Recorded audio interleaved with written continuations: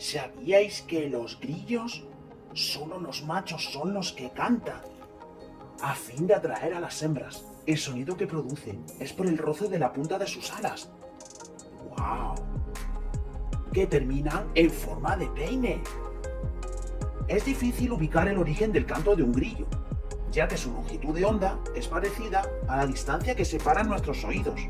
Por ello muchas veces los buscamos y no lo encontramos.